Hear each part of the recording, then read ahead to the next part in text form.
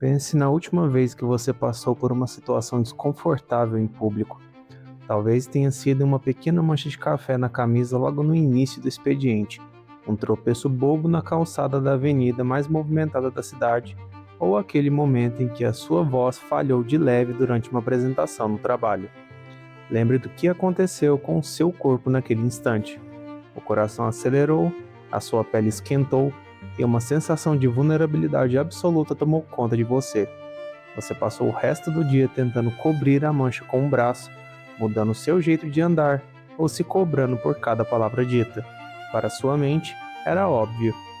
Havia um holofote de teatro gigante focado exatamente na sua cabeça, iluminando cada pequeno defeito seu para uma plateia de juízes cruéis e atentos. Eu tenho duas notícias sobre esse dia. Uma delas que vai te dar um leve golpe no seu orgulho próprio, mas a outra vai ser a coisa mais libertadora que você vai ouvir este ano. A primeira notícia é que esse holofote não existe. Ele é uma completa alucinação da sua cabeça. E a segunda notícia é que a grande maioria das pessoas que cruzaram com você nem sequer notaram que você estava vivo, muito menos que a sua camisa tinha uma mancha ou que o seu pé falhou. O que você viveu chama-se efeito spotlight, ou efeito holofote. Esse é um dos vieses cognitivos mais comuns na nossa mente. Ele nos faz superestimar drasticamente o quanto os outros reparam na nossa aparência, nas nossas falhas e no nosso comportamento. Nós operamos no dia a dia como se fôssemos o ator principal de um filme de Hollywood, assumindo que as outras pessoas ao redor são a plateia assistindo à nossa performance. Mas a realidade humana é muito mais caótica. Todo mundo está ocupado demais tentando gerenciar o próprio holofote invisível para ter tempo de olhar para o seu.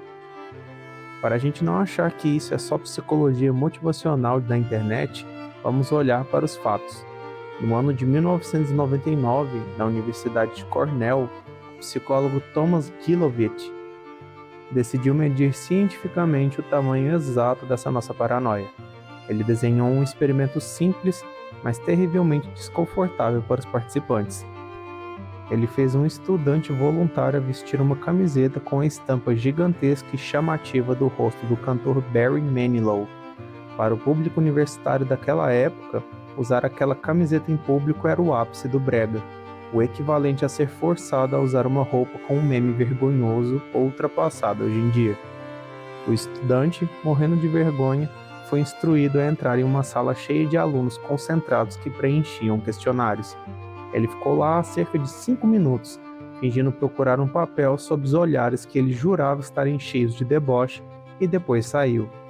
Ao cruzar a porta, o pesquisador perguntou para o jovem: na sua opinião sincera, qual a porcentagem de pessoas daquela sala que repararam na sua camiseta humilhante?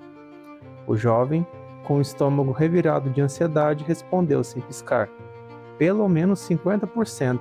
Todo mundo olhou para mim quando eu entrei. E aí veio o choque de realidade. Gilovich entrou na sala e perguntou secretamente para os alunos quem saberia dizer qual era a estampa da camiseta do rapaz que tinha acabado de sair. O resultado? Apenas 23% tinham reparado. Menos de um quarto da sala notou que o jovem achava que era o centro do universo. A explicação para esse erro de cálculo é simples. Como você passa 24 horas por dia dentro da sua própria pele, olhando pelos seus próprios olhos e ouvindo seus próprios pensamentos, tudo o que te acontece ganha uma importância monumental. Se você acorda com uma espinha na ponta do nariz, para você ela tem o tamanho de um vulcão ativo. Para o mundo lá fora, que está focado nos próprios problemas, você é só mais um rosto borrado passando rapidamente pela multidão. Mas por que o nosso cérebro faz isso com a gente? Por que somos programados para sofrer por uma atenção que nem estamos recebendo? A resposta está na nossa evolução e no nosso instinto de sobrevivência. Lá na época das cavernas, a rejeição social significava a morte literal. Se você fizesse algo estúpido ou vergonhoso que fizesse a tribo olhar torto para você, você corria o risco real de ser expulso do bando. E um hominídeo sozinho na savana não durava 24 horas. Por causa disso, a evolução instalou um alarme ultrassensível no nosso sistema nervoso. Para a sobrevivência da espécie, é muito melhor o seu cérebro errar pelo excesso e achar que tem 100 pessoas te julgando te forçando a andar na linha, a se comportar, do que errar pela falta e você agir de um jeito que te faça ser banido. Esse alarme funciona através de um mecanismo psicológico chamado ancoragem. Como não temos acesso direto à mente do outro, o nosso cérebro usa a única base de dados disponível no universo, a nossa própria experiência atual. Se eu sei que eu estou extremamente nervoso antes de falar em público, a minha atenção está 100% ancorada no meu coração batendo na garganta e na minha mão suando, como eu sinto tudo isso com intensidade, eu presumo automaticamente que o meu nervosismo está estampado na minha cara. Os cientistas chamam isso de ilusão de transparência. Nós achamos que somos feitos de vidro, mas a verdade é que somos uma caixa preta opaca. O seu tremor interno, a sua insegurança e o seu medo ficam trancados do lado de dentro. As máquinas de ressonância magnética mostram que o córtex pré-frontal medial acende diante da exposição social como se estivéssemos encarando um predador real na mata. Mas nós não vivemos mais na savana. O mundo mudou, mas o nosso cérebro continua operando com o mesmo software antigo. Se o efeito Spotlight já causava estragos na vida real, as redes sociais pegaram esse viés biológico e o transformaram em uma fábrica bilionária de ansiedade e hipervigilância.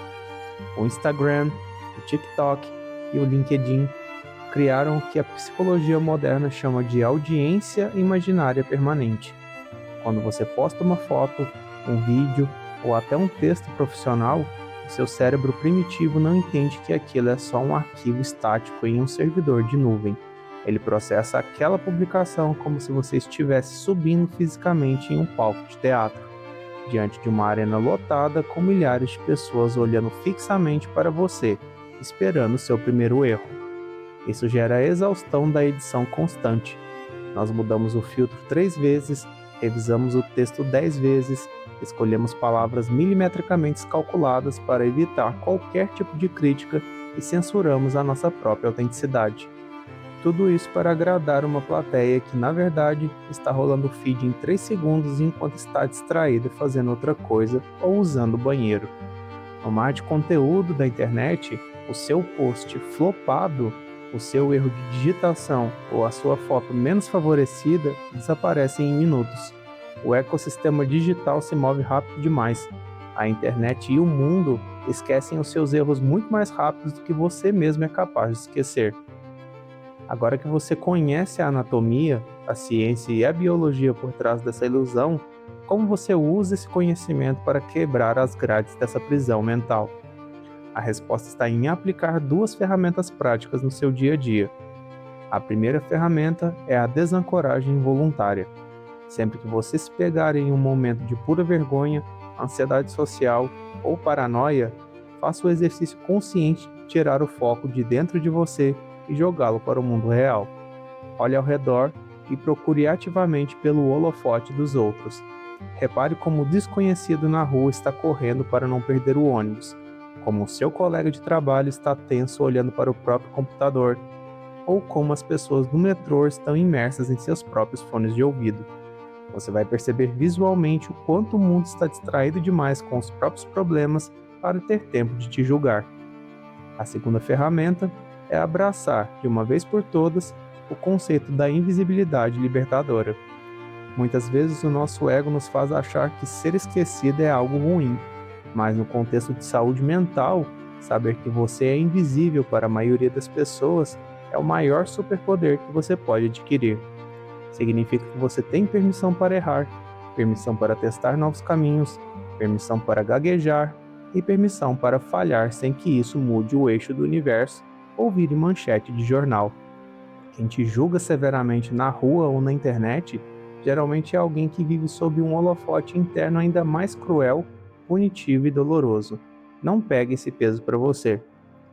Da próxima vez que você sair de casa, colocar o pé na rua e sentir aquele frio característico no estômago achando que todos os olhos estão apontados para suas imperfeições, mude o jogo. Pare por um segundo, relaxe os ombros, respire fundo. Ninguém está olhando para você. O show da sua paranoia finalmente chegou ao fim. Você está finalmente livre para viver a sua vida de verdade. Por hoje é só. Se você ainda não é inscrito no canal, já se inscreve, deixa o like no vídeo e até a próxima.